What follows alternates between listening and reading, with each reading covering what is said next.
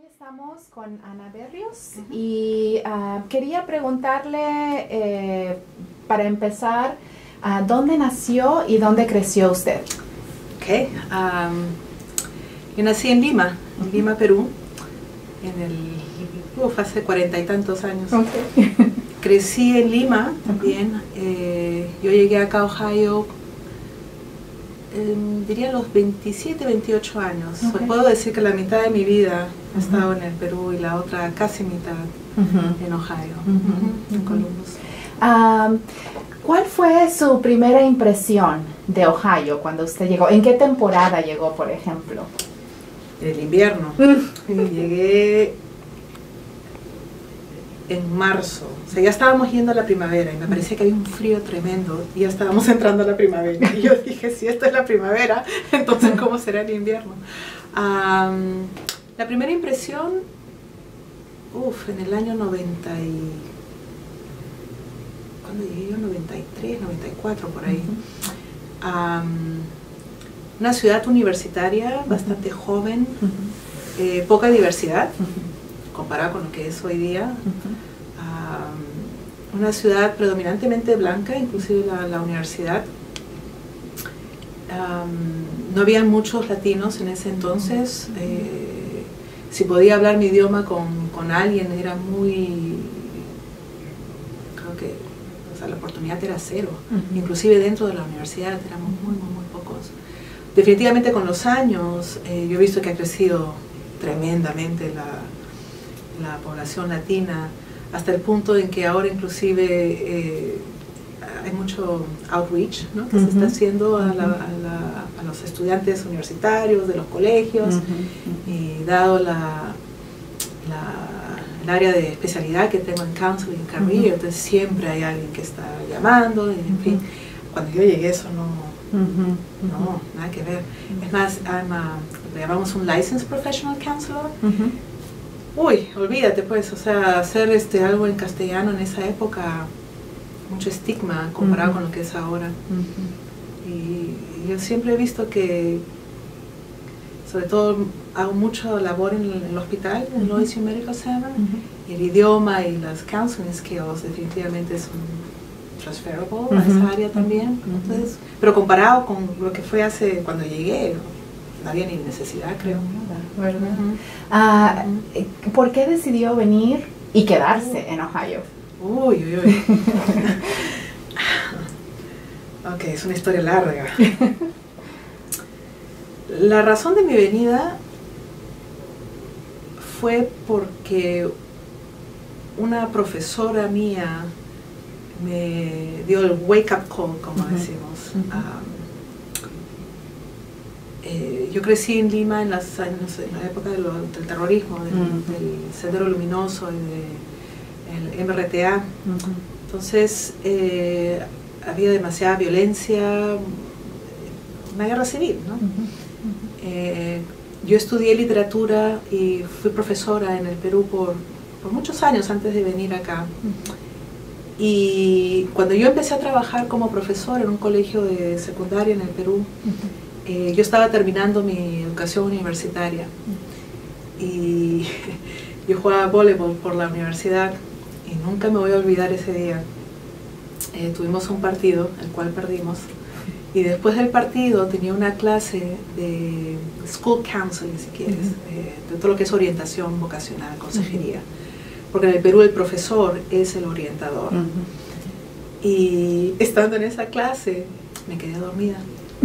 Después del partido de vóley me quedé seca, como decimos los peruanos, y esta profesora me despertó, por supuesto que totalmente avergonzada yo, ¿no?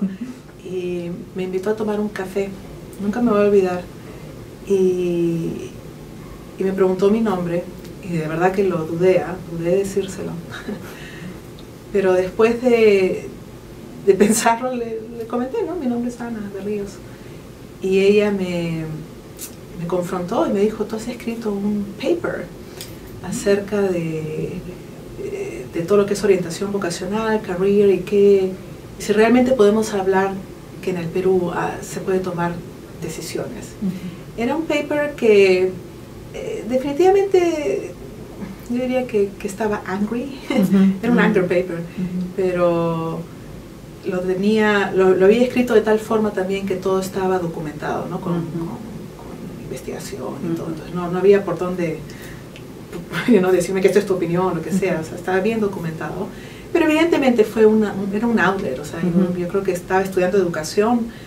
Y yo decía, ¿para qué estudio esto? O sea, si no se puede ni siquiera tomar decisiones en el Perú, y pues, esto es una guerra, ¿no? No se puede hacer.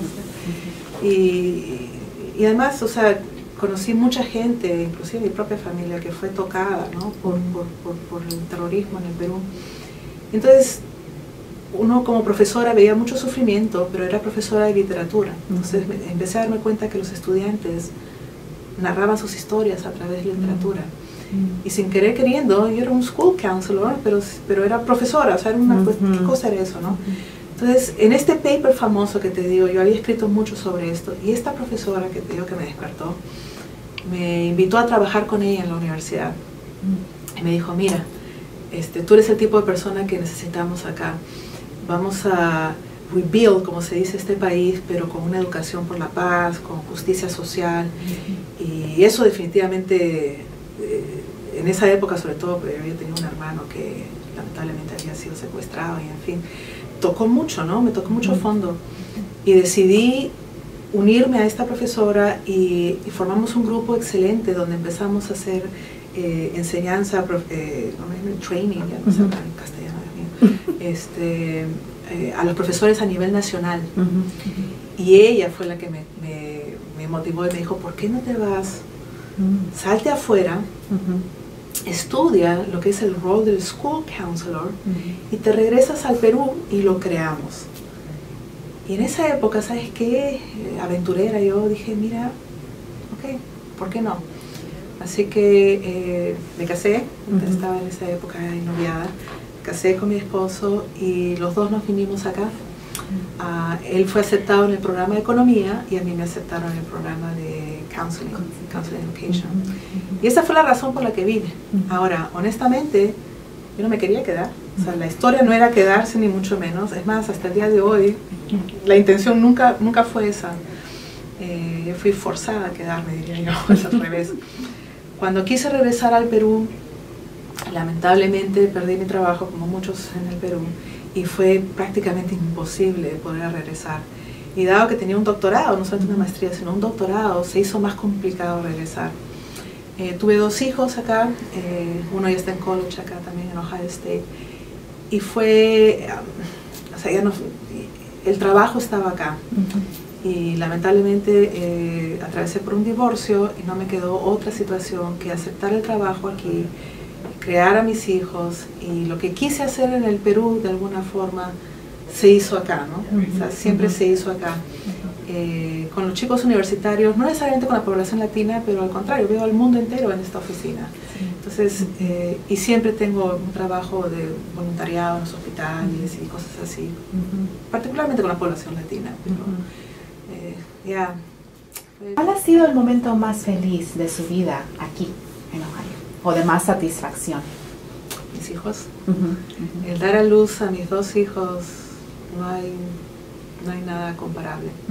Es más, creo que siempre lo pienso así, ¿no?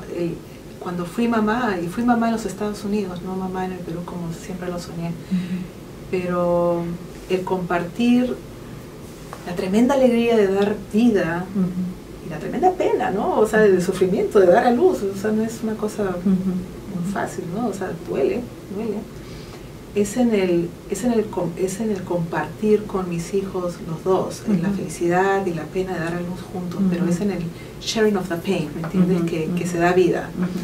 Y esa es la lección de vida, el momento más feliz. Absolutamente. Qué bien. Bueno, y como dice usted que tiene hijos, ¿no? Y siendo peruana, ¿qué tradiciones de su país ha tratado de mantener aquí? Mantener. Bueno, el idioma es uno. Definitivamente hablamos castellano o español en la casa. Mis 2 hijos son bilingües. Cocinamos y trato de pasar algunas recetas definitivamente. La música, es más, tengo inclusive mi música acá, la forma en cómo está decorado, hasta mi oficina, decorada la casa, tengo un cuarto que es bien peruano si quieres. O sea, necesito un pedazo del Perú aquí, eso con seguridad. Necesito verlo, necesito estar en contacto. Y a veces me siento como un círculo, ¿no? Que es incompleto, que nunca se cierra a menos que vaya al Perú. Pero uno vive partido de alguna forma. Pero esas tradiciones, el idioma, es importante, ¿no? Y además telefónica o Skype ahora hacen las cosas más fáciles con el contacto con la familia, porque todo el mundo está en Perú. Estoy acá con mis 2 hijos. Navidad, creo que somos católicos. Navidad se celebra el 24 en la noche interesantemente sigo cocinando lo que cocinábamos en el Perú. ¿Sí? ¿Qué comida? Por ejemplo, nosotros, lo que pasa es que mi familia es peruana, pero de ascendencia alemana y escocesa, entonces hay mucha influencia europea. Pero el jamón siempre ha sido el centro, porque los alemanes traían el jamón y siempre se quedó con el jamón. Pero, por ejemplo, el drink es chicha y seguimos tomando la chicha morada. Y en octubre, bueno, déjame terminar la Navidad, las ensaladas son las ensaladas que mi mamá siempre hizo, la papa es oriunda del Perú, así que la papa tiene que estar ahí. No sé, en octubre tenemos que comer el turrón porque es el mes morado del Señor de los Milagros. Inclusive aquí hay una procesión al Señor de los Milagros que la comunidad peruana ha instituido de hace unos años y trato de ir. Es una oportunidad de conocer a otros peruanos al mismo tiempo y bueno, el turroncito siempre está ahí, ¿no? El turrón de Doña Pepa. Es un dulce peruano que solo se come en octubre en el Perú. Bueno, tradicionalmente en octubre. Es el mes morado, le llamamos el mes morado porque es el mes de la penitencia, de la reconciliación, de healing. Y este Señor de los Milagros, milagroso, pues es toda una historia desde el siglo XVI, creo, no estoy muy segura, pero la idea es que un esclavo lo pintó y después de no sé cuántos terremotos nunca se cayó y construyeron una iglesia que se llama Las Nazarenas en Lima, donde el altar es esta pintura. Y todos los años en el mes de octubre sale una procesión con una réplica y el Señor es milagrosísimo. Como 500.000 de personas van en esta procesión por el centro de Lima y mientras que uno va rezando, qué sé yo, va comiéndose el picarón, va comiéndose el turrón y de alguna forma en mi casa comemos el turrón de Doña Pepa, así se le llama.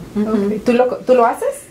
Quisiera, pero no, ahora, pero por ejemplo al principio cuando llegué no había ni dónde comprar eso, ¿no? Ahora hay algunas tiendas que lo puedes encontrar. Claro. Bueno, le pregunté acerca del momento más feliz de su vida. ¿Cuál ha sido el momento más triste o difícil aquí en Ohio, de vivir aquí en Ohio, de su experiencia aquí?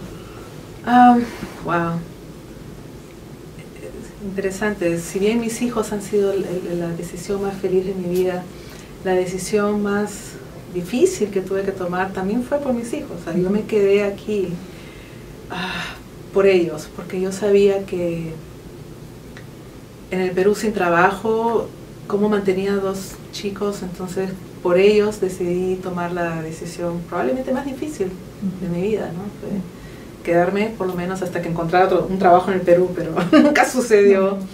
Y de alguna forma también he tenido que aprender a reconciliar las 2 tierras, como digo yo, ¿no? Los Estados Unidos y el Perú. Y el día que me hice ciudadana, de alguna forma, hubo reconciliación ahí entre estas 2 tierras que siempre estaban partidas y de alguna forma tienen que reconciliar, tienen que negociarse, ¿no? Pero eso fue difícil cuando te das cuenta de que no puedes regresar. ¿Usted ha tenido varios trabajos aquí o este ha sido el trabajo? A ver, no, es interesante porque yo cuando llegué vine con un assistantship, GA position, pero interesantemente siempre ha sido todo en Ohio State. O sea, si ya cogí un estado me quedo ahí. Tuve la oportunidad de postular otros trabajos, pero Ohio State abrió las puertas y dado que ya estaba acá y tenía algún tipo de conexión, amigos, volver a pasar por lo mismo y mudarse a otro estado y volver a formar una comunidad decidí que pues, nos quedábamos en Ohio. Sobre todo por los chicos también que estaban creciendo en los colegios. Pero, perdón, ¿cuál fue la pregunta otra vez? Los trabajos. Los trabajos. Okay. So, entonces, el primer trabajo fue este GA position, donde hice academic advising para los undecided students, entonces, o exploring students. Y fue excelente, ¿no? Porque yo siempre tenía un interés en todo lo que era career counseling, entonces había una forma ahí de ofrecer habilidades y qué sé yo. Después de eso, fui interim coordinador del área. Pero lo interesante es que yo estaba de estudiante, o sea, todo el mundo pensaba que yo era full time y yo estaba estudiando la maestría en esa época y el doctorado, pero estaba ya. Pero el primer trabajo fue career counseling. Y lo hice aquí por varios años y después pasé más a otro nivel, a la associate director y a más administrativo también, ¿no? A reportes y qué sé yo. Pero si bien es cierto que me encanta realmente hacer todo lo que es la consejería, en lugar de crecer para arriba, crecer para los costados fue más importante para mí. Y conseguí, o me ofrecieron, la oportunidad de enseñar. Así que enseño Career Counseling en el programa de Counseling de la Universidad de Dayton. Y y en mi propio programa, siendo alumna, ¿no?, del Counseling Program, hice mi maestría y mi doctorado ahí. Enseño ahora para mi propio programa Career Counseling y Human Development.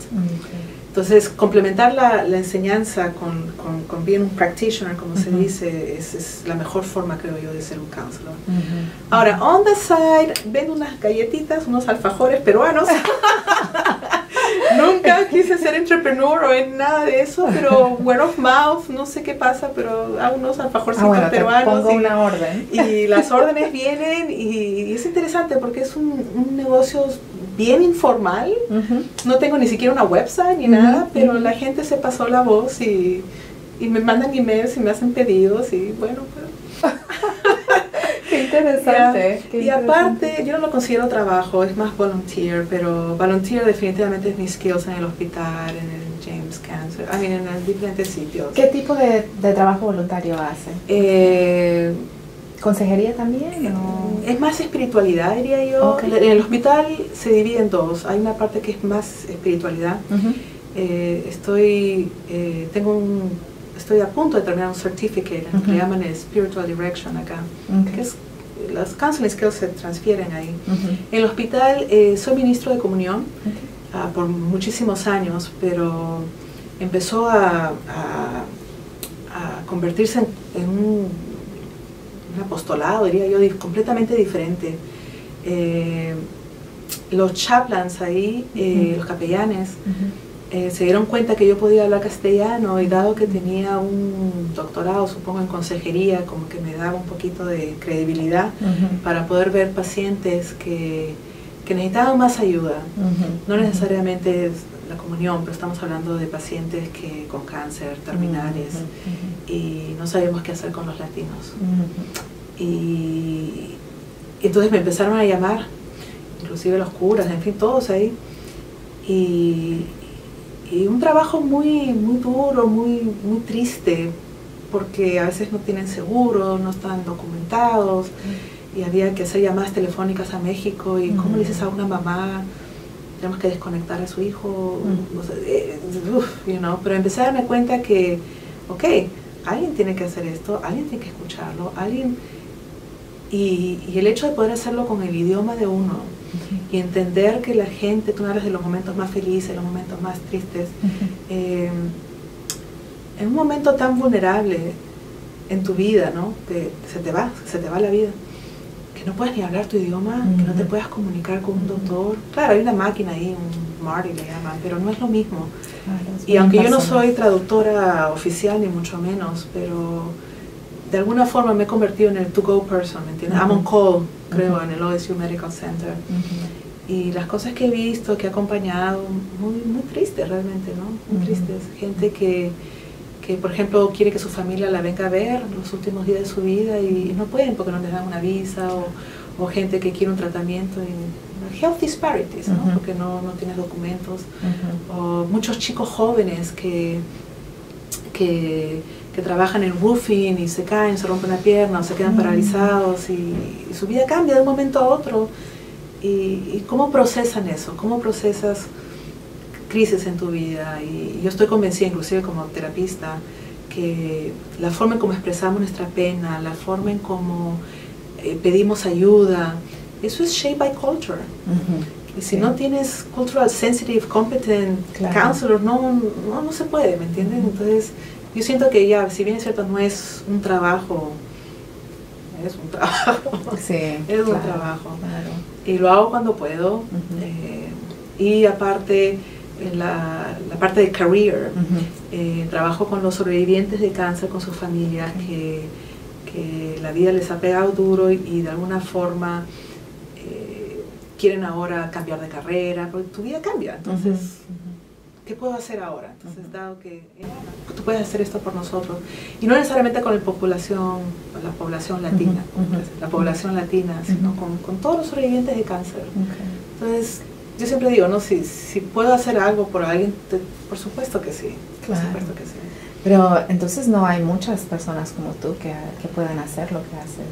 Es que yo creo que hay muy pocos. Ahora, eso es interesante que también bring this up, porque los pocos latinos nos hemos organizado en el estado de Ohio y hemos formado lo que le llamamos el Ohio Latino Mental Health Network. Entonces, por lo menos nos estamos conociendo a través de online y ahora hay referrals que se pueden hacer.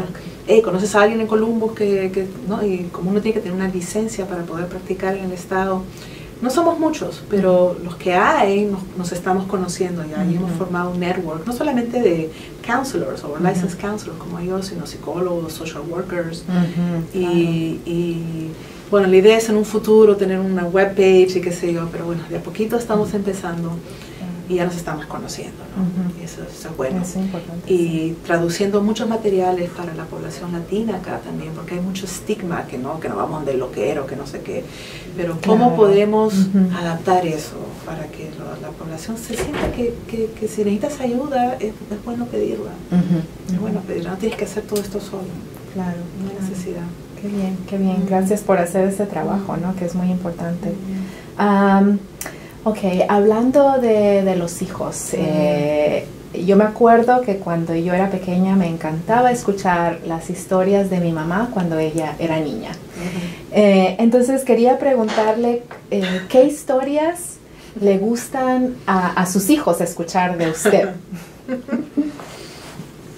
Les encanta, les encanta. Yo creo que, porque somos los tres, somos como puño, ¿me entiendes? Somos los tres nada más aquí. Entonces la gente que conocemos se convierte en familia de alguna forma, amigos. Pero ellos tienen mucho interés, sobre todo ahora que uno tiene 18 y el otro 15, mucha curiosidad por saber sus orígenes, de dónde vienen, quiénes somos y qué sé yo. Entonces todas las historias van. La que viene ahorita a mi memoria, cuando mis hijos eran chicos, y a mí, inclusive cuando yo era chica, y por ejemplo me caía o teníamos un corte o algo, entonces mamá venía y para hacerte sentirte bien te cantaba, ¿no? Sana, sana, colita de rana. Si no sanas hoy, sanarás mañana. Y si no, la próxima semana. No tiene ni pies ni cabeza eso, pero no significa nada, ¿me entiendes? Pero de alguna forma, el hacer lo mismo con mis hijos me da risa, porque ahora cuando ellos se caen o algo, solito cantan, sana, sana, colita de rana. O sea, ya tienen 18 y 15 y de alguna forma seguimos usando el sana, sana. Claro. No, es simpático escuchar eso, ¿no? O por ejemplo las fotos, cuando las pocas oportunidades que tengo de ir a Lima, trato de traer fotos para que ellos vean dónde creció su mamá, dónde crecieron los abuelos, y en fin. Y siempre hay una historia detrás, por supuesto, ¿no? Siempre hay una historia detrás. Les encanta las reuniones familiares, obviamente siempre se alrededor de una mesa. Ahí es donde uno se conoce, ¿no? Siempre es la mesa. ¿Ellos han visitado Lima? Tratamos de ir, es que a veces es muy caro. Sí. Es muy caro, y son 3 pasajes de dónde, ¿me entiendes? Pero siempre andamos buscando la forma de ir. No vamos muy seguido, quisiera ir más seguido, a veces pasan 3, 4 años y podemos ir. Pero bueno, social media ayuda mucho, Skype y en fin, pero el abrazar, el dar un beso, un abrazo, eso no se compara. Y ellos se han dado cuenta del verdadero valor de lo que es familia, ¿no? O sea, el latino, familia. A veces suena que estamos estereotipando al latino, pero es muy cierto, es la unidad familiar lo que da sentido a tu vida. Y las pocas veces que hemos ido, ellos se dan cuenta inmediatamente. Es más, creo que me han salido más peruanos que gringos.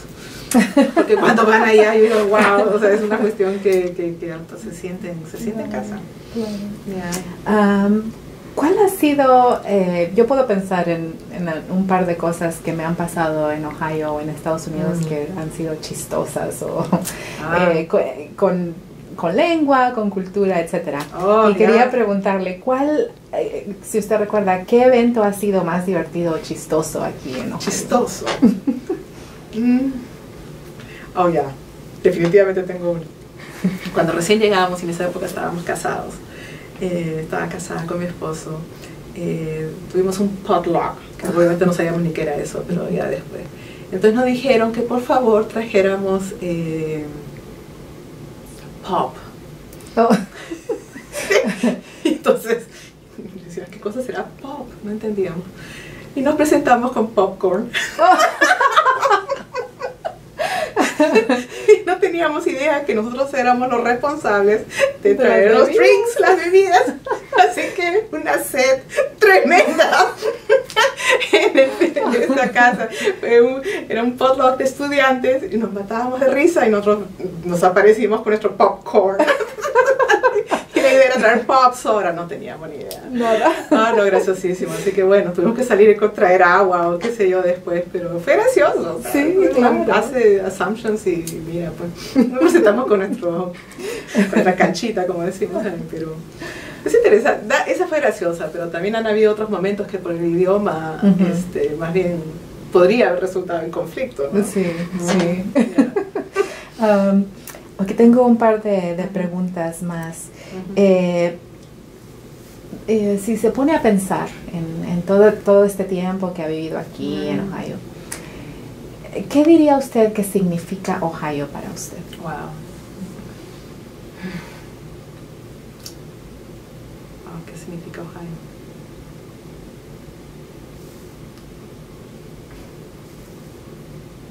Es una muy buena pregunta. Creo que ahora, después de muchísimos años, podría decir que Ohio es reconciliación, es healing. No estoy segura si hubiese dicho lo mismo hace años atrás, pero llega un momento en la vida en que se acepta el vivir partido en no sé cuántos pedazos. Pero cuando uno se da cuenta que ¿cómo podría decirlo? Que healing, no sé si esa es la palabra, es un regalo que está escondido en la pena. Que entonces te hace sentir que el espacio donde vives es un reflejo de quién eres tú como persona, ¿no?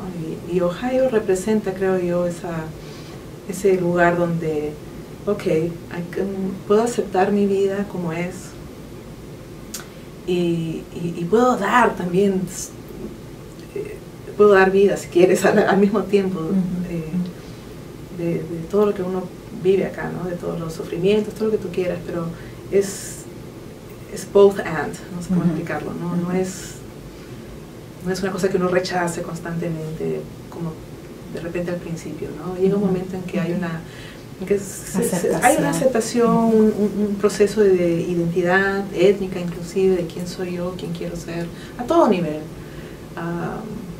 Pero es un país que si bien es cierto no ha sido muy welcoming, ¿no? Toda la vida, he aprendido, he conocido muchísimas personas que, lindísima gente, ¿me entiendes? Y tal vez Ohio ha representado ese crecimiento de aceptación, de sufrimiento, de aprender a dar tu propia pena a otros. Yo inclusive diría al mundo, porque lo que veo en esta oficina es increíble, es el mundo entero, está acá.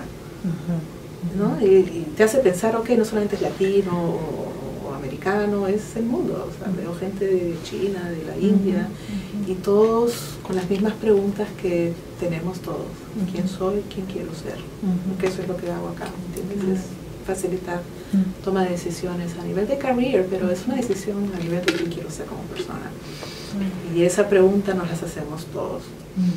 ¿Quién soy? ¿Quién quiero ser? ¿Dónde quiero ser? ¿Qué mensaje le gustaría darle a sus hijos o a sus nietos o bisnietos en el futuro acerca de la vida, de lo que sea?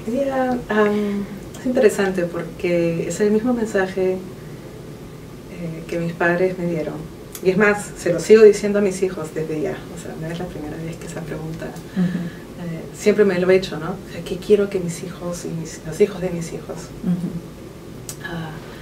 Y interesantemente voy a repetir lo que mis padres siempre me decían. Suena un poquito corny, pero ama. Y ten siempre presente las cosas más importantes en la vida. Muy latino, tu educación, tu familia y tu Dios. Y con estos tres tienes todo, todo.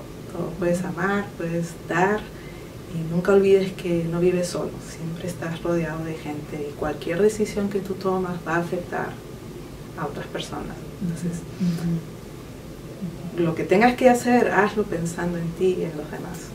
Esa es Bueno, muchas gracias, Ana. No, gracias a ustedes, al contrario, una tremenda oportunidad.